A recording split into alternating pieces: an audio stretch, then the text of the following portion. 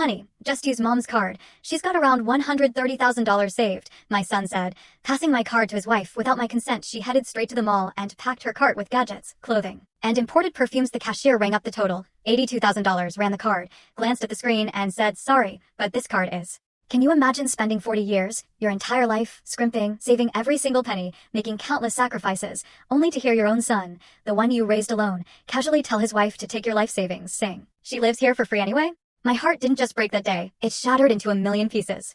Right then, I knew something had to change. What would you do if your own flesh and blood tried to steal everything you ever worked for? I was in the kitchen, flour dusting my hands from making lunch, when those words sliced through the wall like a razor blade and hit me square in the chest. Use Mom's card. She's got like $130,000 saved up. It was Edward's voice. My son. And it felt like the floor was just opening up beneath me. I stood there, frozen, unable to move.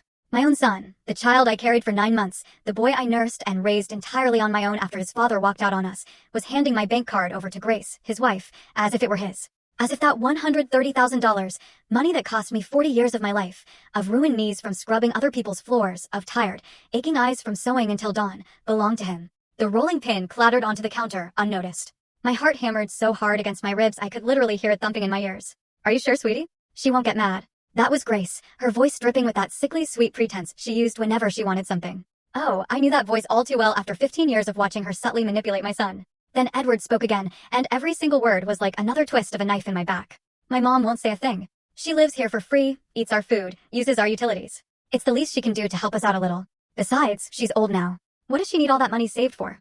We have expenses. We have a life ahead of us." I stood there, staring at the dough, feeling the sting of tears in my eyes, but I absolutely refused to let them fall. Not anymore. I'd cried enough in this house over the last 20 years. 20 years since Edward had convinced me to sell my own little house to help him with the down payment on this property. The very house he now claimed was entirely his. Free, he'd said. I lived for free in the house I helped buy. I ate for free from the food I cooked every single day. I used for free the utilities I paid for with my $500 monthly pension, which I handed over to them in full every single month, not keeping a single cent for myself. Then I heard Grace's footsteps, the jingle of her purse, the keys. She was heading to the mall, my card in her hand, armed with the pin Edward had just given her, granting her access to every dollar I had ever sweat for. "I'm off to the mall. Josephine, need anything?" She chirped from the living room. That full story on the channel. Link below. Click now and watch what happened next.